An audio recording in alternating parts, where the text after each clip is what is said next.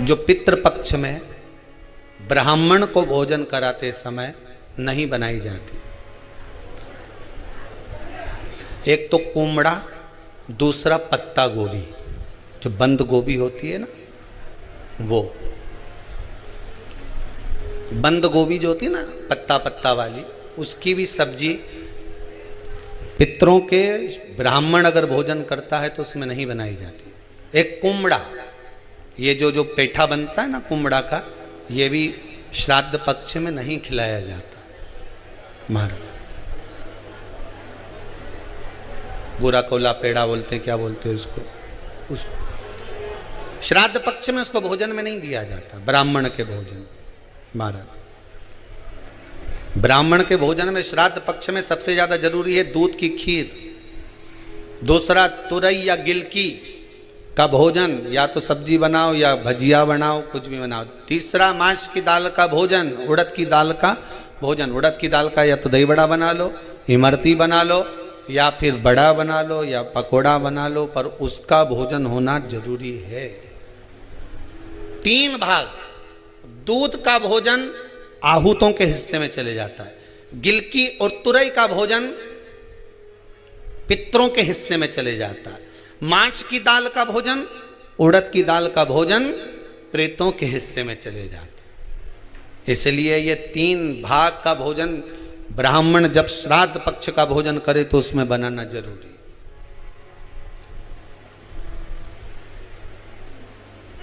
बहुत जरूरी। आपके यहां जब श्राद्ध हो भोजन अवश्य मिले। कई लोग कहते हैं गुरुदेव जब हम गया जी से आ जाएं तो क्या ब्राह्मण भोजन कराना जरूरी है? क्यों नहीं, कराओ, क्यों नहीं करा? क्या गाय की रोटी निकालना जरूरी है? स्वान की रोटी निकालना जरूरी है? कौवे की रोटी निकालना जरूरी है? हम कहते हैं अगर श्राद्ध गया जी का हो गया तो भले कौवे की मत निकालो, पर गाय की, स्वान की, ब्राह्मण जन की भोजन प्रसादी जरूरी। देखिए जब ज्यादा घर में पितृदोष हो ना, ऐसा लगे कि पितृदोष बहुत ज्यादा है, 1 रुपये कमा रहे हैं, 1.25 रुपये खर्च हो रहा है, हाथ में पैसा नहीं टिक रहा, दुकान 4 दिन अच्छी चल रही है, फिर व्यापार डाउन हो जाता है, कोई पैसा लेकर भग गया, नहीं दे रहा, कहीं कर्जा मात्रा बढ़ गई है, ये पितृदोष के लक्षण है कुछ। इसमें आपके घर में जो भी रुद्राक्ष पड़ा हो, जो भी रुद्राक्ष रखा हो, क्योंकि संभाल के तो आप रखते नहीं, पटक देते हो यहां में, जो भी रुद्राक्ष आपके घर में रखा हुआ, एक पानी के पात्र में उस रुद्राक्ष को डाल दीजिए, उसमें 1 चावल का दाना डाल दीजिए। महाराज परिंदा जहां होता है, मटका, हंडा या रसोई घर में आपका जो पानी भरने का स्थान होता है, जिसको आरो वारो क्या क्या लगा के रखते हो, उसी के कहीं पास में उस कलश को रख दीजिए, ऊपर से उसको ढक दीजिए।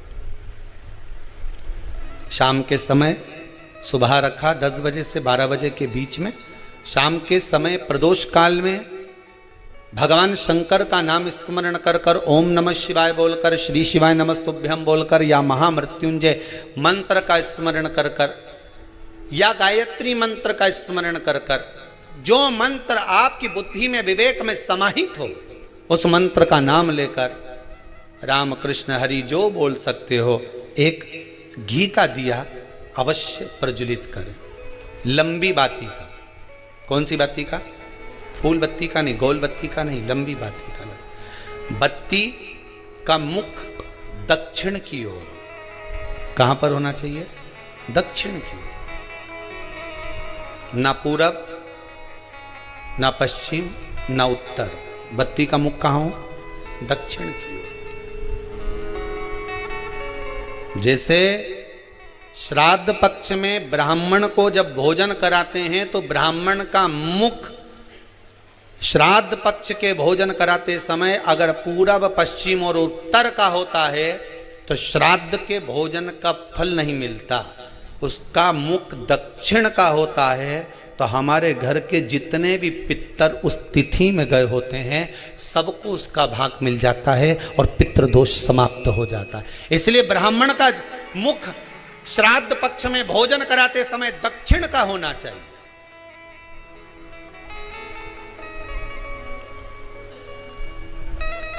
ब्राह्मण का मुख दक्षिण का हो।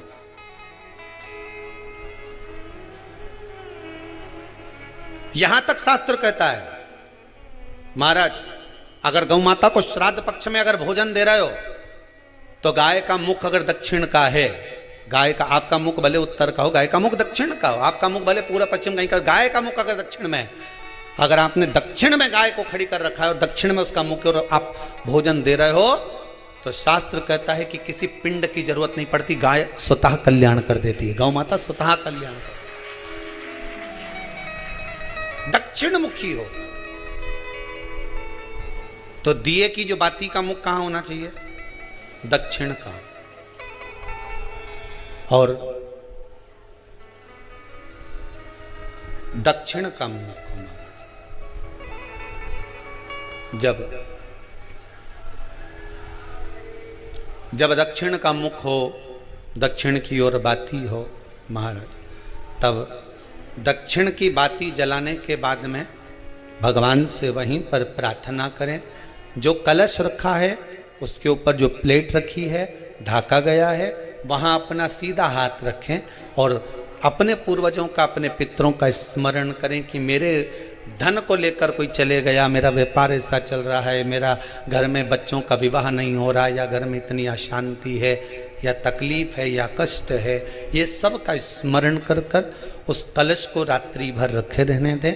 सुबह स्नान आदि करने के बाद फिर एक घी का दिया दक्षिण की ओर लगाकर सुबह 10 बजे से 12 बजे के बीच में उस जल को शिव जी को समर्पित कर कर आ जाएं और वो रुद्राक्ष लेकर वापिस सजाएं। महाराज वापिस सजाइए, उस रुद्राक्ष को अपने घर में रख दीजिए। वर्ष भर वो रुद्राक्ष आपको कभी बीमारी से नहीं घिरने देगा, कभी किसी जगह खड्डे में नहीं जाने देगा, वो उन्नति की ओर ही बढ़ाएगा। भले कोई भी रुद्राक्ष हो, 1 मुखी से लेकर 14 मुखी, 20 मुखी, 18 मुखी, जो रुद्राक्ष आपके पास में, आप तो उसका स्मरण करिए, आप उसका स्मरण करें।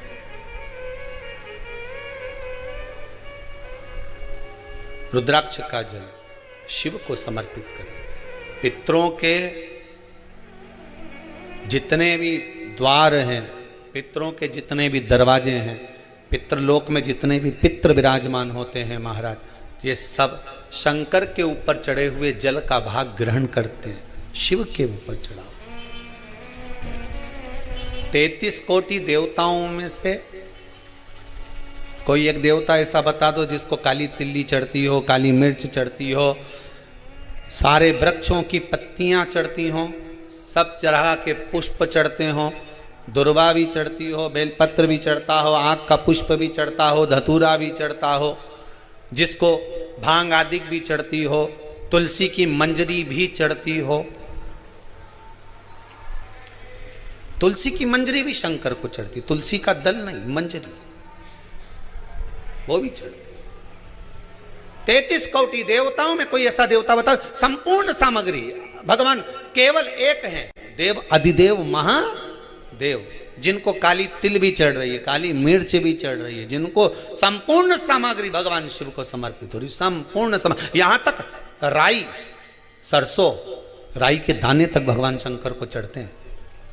1.25 लाख दाने का प्रमाण है महाराज शंकर जी को समर्पित करने का। सरसों चढ़ती, राई चढ़ती महाराज, पुष्प, बेलपत्र, दुर्वा, जगह जगह के पुष्प शिव को समर्पित होते हैं। दे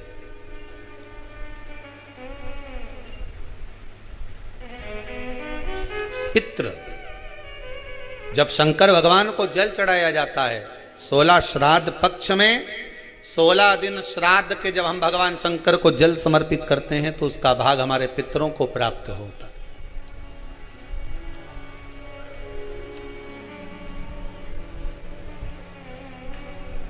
केवल 16 श्राद्ध के दिन ही ऐसे होते हैं जिसमें शंकर भगवान को जल में दूध मिलाकर चढ़ाने की जगह दूध भले 1 चम्मच चढ़ा रहे हो पर अलग से चढ़ाओ, कच्चा दूध अलग से चढ़ाओ, उसके बाद भले तुम जल चढ़ा दो, पर लोटे में जल में दूध मिलाकर 16 दिन श्राद्ध पक्ष में नहीं ले जाना। भले 1 चम्मच दूध लेकर जाओ, 1 कटोरी दूध लेकर जाओ, पर कच्चा दूध अलग से लेकर जाओ, शंकर भगवान को अलग से चढ़ाओ। क्योंकि 16 दिन श्राद्ध पक्ष के जब भगवान शंकर को दूध और जल चढ़ाया जाता है, वो हमारे पितरों के खाते में चला जाता है, हमारे पितरों को उसका भाग मिलता है। इसलिए शंकर भगवान को कच्चा दूध भी चढ़ाओ तो पानी में मिलाकर नहीं, एक अलग से 1 चम्मच ले जाओ, भले फिर शिव जी को चढ़ा दो, भले छोटा सा कटोरी में ले गए चढ़ा दिया, जल ले गए चढ़ा दिया, वो हमारे पूर्वजों को प्राप्त होता है, वो हमारे पूर्वजों को प्राप्त होता है।